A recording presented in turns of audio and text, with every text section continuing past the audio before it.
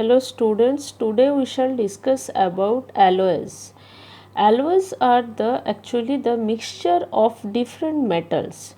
So we can consider alloys as the solution of metals. As metals are the solid, so alloys can be considered as solid solution.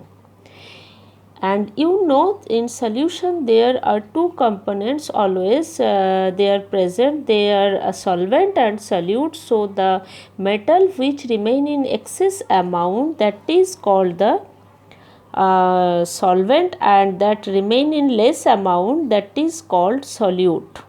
So alloy can be considered as solid solution. Now what is the importance of making alloys?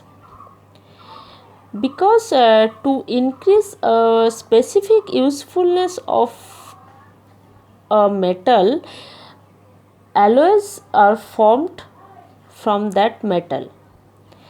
For example, say strength of iron is increased by making steel. Steel is a alloy of iron, and in steel different other components like chromium, nickel, carbon, etc. are present. So steel is an alloy of iron.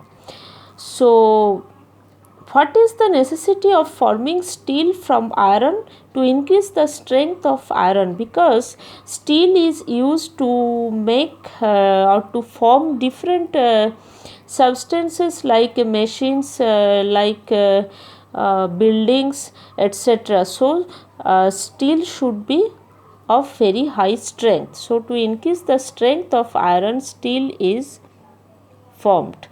Now brass is a alloy of copper and zinc, and brass is stronger than copper and zinc. So to increase the strength of copper or zinc, brass is formed.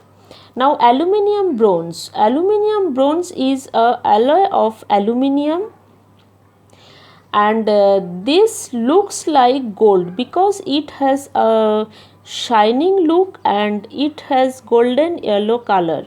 So it resembles with gold, whereas the components of aluminium bronze, that is aluminium or copper, these are the components of aluminium bronze.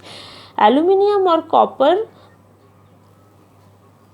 none of them has shining surface or golden yellow color. So to improve their color or their appearance, aluminium bronze is made from gold.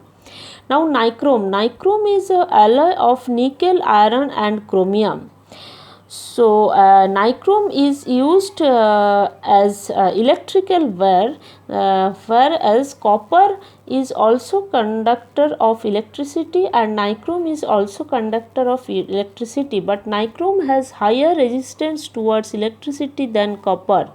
So it can produce large amount of heat. So for the to conduct electricity, nichrome is preferable than copper. So nichrome, the electric wire are made of nichrome rather than copper.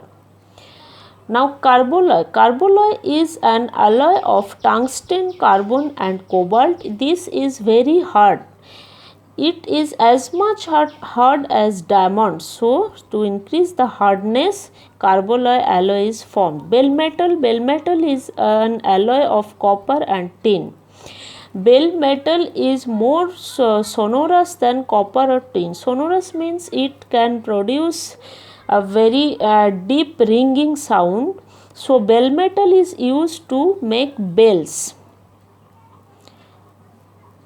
Solder is an alloy of lead and tin, and it has very low melting point. It melts at 180 degree.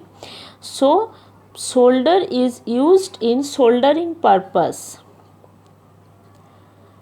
that is to make electrical connections. Solder is used instead of lead or tin because solder has very low melting point.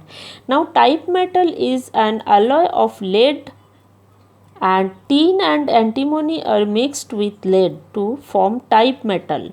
Type metal also has very low melting point, so it can be cast easily. So in printing, type metal is used instead of lead because type metal has very low melting point. Now sodium amalgam. What is amalgam? Amalgam is an alloy, and when mercury is mixed with other metals, then amalgam is formed. You know mercury is liquid, so when liquid mercury is mixed with other metals, then amalgam is formed. That alloy, those type of alloys are called amalgam. Sodium amalgam is the mixture of sodium and mercury. The other metal amalgams are also obtained like aluminium, potassium amalgam, gold amalgam, zinc amalgam, silver amalgam, etc. So sodium amalgam is used because you know sodium is highly reactive metal. So to decrease the reactivity of sodium amalgam is used. This is used in electrolytic cell. In electrolytic cell, when we have to use sodium as one of the electrodes, then we use sodium amalgam instead of sodium to decrease the reactivity of sodium. So these are the uses of making alloys. Now here different alloys, important alloys of different metals are given in this table. You have to memorize all these name of these alloys, their compositions, that is which metals are present in what percentage, and also their uses. These are very important. Now steel. You can see steel is an alloy of iron which contain iron in greater amount, whereas chromium, nickel and carbon are also present in steel. So iron always contains certain amount of carbon. Depending on the carbon content of in iron, iron can be classified as cast iron, wrought iron or steel. In cast iron, iron content is 2.5 to 5%, wrought iron 0.1 to 0.25%, and steel it has iron content 0.15 to 1.5%. So these irons have different iron carbon content, and so they have different uses in different fields. Now steel. So the nature of steel can be changed with temperature. This is called tempering. If we heat the steel, then its nature will be changed, can be changed. This is called tempering. And at very high temperature, when steel is heated, then its brittleness increases. This is called quenching of steel, and this quenched steel, these are used to form specific machine parts. Whereas when quenched steel is heated at a temperature 200 to 300 degree and cooled slowly, then its brittleness vanishes. This is called annealing of steel. This annealed steel, these are used to form razor blade, springs, etc. Now depending on carbon content, steel can be classified as mild steel or hard steel. So these are all about different alloys. So this table is very much important. Here you have to memorize all the alloys. Okay, thank you.